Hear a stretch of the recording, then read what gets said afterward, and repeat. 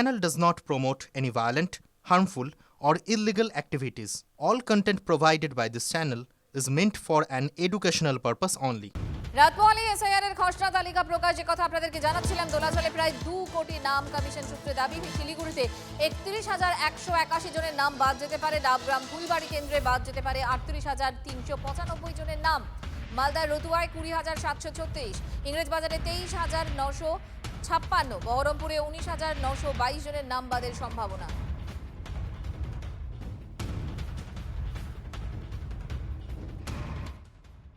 কতটা উদ্বেগ আতঙ্কের মধ্যে আছেন যে ফাইনালি নামটা থাকছে? তো উদ্বেগ তো প্রচণ্ডই আছি আমরা। তো যা যা আমাদের লিস্টে চেয়েছে সব কিছুই আমরা জমা দিয়েছি। এখন দেখা যাক লিস্টে নামটা আসছে কি না। লিস্ট বেরোলেই দেখে নেবেন। হ্যাঁ, ওই নামটা দেখার জন্য এখন একটা অপেক্ষা। এসআইআর আবহে মৃত্যু শংসাপত্রে জালিয়াতি, পঞ্চায়েত থেকেই উধাও ডেথ রেজিস্টার। ঘটনা সামনে আসতেই শোরগোল শিলিগুড়ির লোয়ার বাগডোগরা পঞ্চায়েতে। জমি দখল সংক্রান্ত মামলায় এক ব্যক্তির মৃত্যু শংসাপত্র নিয়ে জালিয়াতির অভিযোগ উঠতেই নয়া মোড়। 100টি মৃত্যু শংসাপত্র নিয়ে তৈরি হয় সন্দেহ। 100টি মৃত্যু শংসাপত্র বাতিলের নির্দেশ দিয়েছিল হাইকোর্ট। আদালতের নির্দেশ মানেনি জেলা শাসকই। লোয়ার বাগডোগরা গ্রাম পঞ্চায়েত থেকে দীর্ঘদিন আগে হারিয়ে গিয়েছিল একটি ডেথ সার্টিফিকেটের বই। ওই বইয়ে অন্তত 100টি সার্টিফিকেট রয়েছে। জনস্বার্থ মামলা দায়ের হয় কলকাতা হাইকোর্টে। এইটার অর্ডার কপি।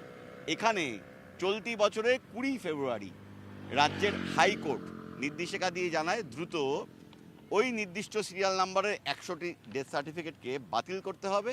জনসমক্ষে নোটিশ দিয়ে জানিয়ে দিতে হবে এই সমস্ত সার্টিফিকেটগুলো বাতিল করা হলো, কারণ তার সঠিক তথ্য রাজ্যের ওই সরকারি দপ্তরের কাছে নেই, দীর্ঘ সময় কেটে গেছে। সেই সিরিয়াল নাম্বার সার্টিফিকেটগুলোকে এখনও বাতিল বলে নোটিফিকেশন জারি হয়নি, অর্থাৎ আইনত এখনও বৈধ এই 100টি সার্টিফিকেট। আর ঠিক এই জায়গা থেকেই নতুন করে এসআইআর যখন রাজ্য জুড়ে হচ্ছে, তখন এগুলোর অসৎ ব্যবহার হতে পারে আশঙ্কা করে আবার নির্বাচন কমিশনে গিয়েছেন সেই ব্যক্তি নতুন করে টাকার বিনিময়ে কেউ এই সার্টিফিকেটগুলি যেখানে আছে সেখান থেকে সংগ্রহ করে নিয়ে তা ব্যবহার করতে পারেন এই ভোটার লিস্টে নাম তোলার ক্ষেত্রে।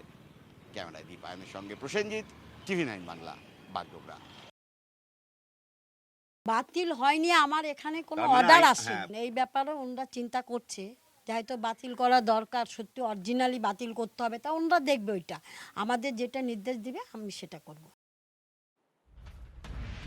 এই অবস্থায় অভিযোগকারীর দাবি যে পঞ্চায়েত থেকে গায়েব হয়েছে ডেথ রেজিস্টার। মৃত্যু শংসাপত্রের অপব্যবহার হতে পারে আশঙ্কায় কমিশনকে চিঠি অভিযোগকারী। স্পেশালি বলে দেওয়া হয়েছে কনসার্ন অফিসগুলো তো আলাদা করে জানাতে বলা হয়েছে।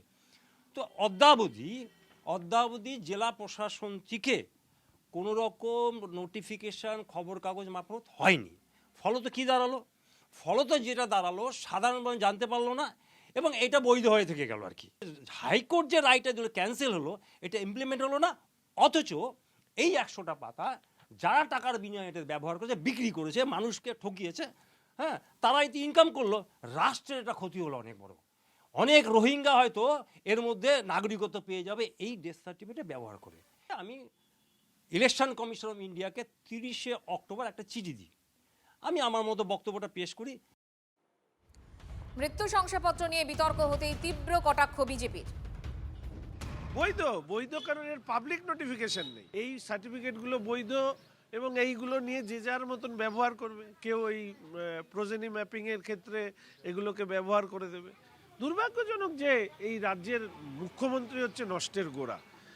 এনার ছত্রছায়াতেই সমস্ত এই পশ্চিমবঙ্গের অপরাধগুলো হয়ে থাকে। এসআইআর আবহে প্রাথমিক উদ্বেগ কাটিয়ে স্বস্তিতে মধুয়াদের একাংশ। নাগরিকত্বের শংসাপত্র পাওয়ার হাফ ছেড়ে বাঁচলেন মধুয়ারা। উদ্বেগহীন 2002-এ নাম না থাকা মধুয়ারা। নাগরিকত্বের কার্ড পাওয়া মধুয়ারা এখন নিশ্চিন্ত। অ্যাপ্লিকেশন করেছিলাম, এবার আসতে একটু দেরি হয়েছিল বলে একটু টেনশন ছিল। এবার হিয়ারিংয়ে ডাকলে তো আর কোনো সমস্যা নেই, এটাই দেখিয়ে দিলে ভোটার লিস্টে নাম উঠে যাবে। নাগরিকত্ব সার্টিফিকেট পেলাম, আপনি খুশি? খুব খুশি। এখানে আমার মা বাবার নাম ছিল, সেই লিঙ্ক দিয়ে আমি অ্যাপ্লিকেশান করেছি এবং বিএলও আমাকে বলেছে যে আপনার হয়তো হিয়ারিং হবে না এবং আপনার কোনো সমস্যা নেই। তো তারপরেও যদি ডাকে কোনো সমস্যা নেই, আমার কাছে তো এটা আছে। আপনার স্ত্রীর ক্ষেত্রে যদি স্ত্রীর 2002 সালে নাম নেই এবং ওনার ওই ধরনের কোনো লিঙ্ক নেই, কিন্তু যেহেতু উনি নাগরিকত্ব পেয়ে গেছেন, ওনার কাছে সার্টিফিকেট আছে, আমরা ওটা দেখাবো। আমি আবেদন করেছিলাম 5-6 মাস আগে, এবং এই কিছুদিন আগে আমি পেয়েছি, প্রায় 15-20 দিন আগে পেয়েছি। বিষয়টা মানে সত্যি এটা গত পরশুদিন রাত্রেবেলায় যারা অ্যাপ্লিকেশন করেছিলেন তাদের অনেকের সার্টিফিকেট এসছে, এবং আমরা যেটা আমাদের কাছে খবর এসছে, আমরা যেটা খবর পেয়েছি, প্রায় 3,500 ফাইল সিটিজেনশিপ যারা অ্যাপ্লিকেশন করেছিল সেই ফাইল আধিকারিকরা ছেড়ে দিয়েছেন। খুব তাড়াতাড়ি তারা সার্টিফিকেটগুলো পেয়ে যাবেন। এখনও দেখা যাচ্ছে 10% তারা এখনও সার্টিফিকেট পায়নি, ফলে সেক্ষেত্রে তো একটা সংশয় থেকে যায়। এবং এক্ষেত্রে কেন্দ্র সরকার যদি এই সার্টিফিকেটটা খুব তাড়াতাড়ি করে ছাড়ার ব্যবস্থা না করেন, তাহলে জনমানুষের মধ্যে একটা ক্ষোভ সৃষ্টি হবে। মহিলাদের গালিগালাজের প্রতিবাদ আক্রান্ত প্রাক্তন সেনাকর্মীকে মারধরের অভিযোগে গ্রেফতার এক। উত্তর 24 পরগনার অশোকনগরের ঘটনায় শোরগোল। গতকাল পিকনিকের সময় এক মদ্যপ যুবকের গালিগালাজ, আর সে সময় প্রতিবাদ করায় আক্রান্ত হন প্রাক্তন সেনাকর্মী কিরণ চট্টোপাধ্যায়। কিছু বলবে? শত্রুতা ছিল।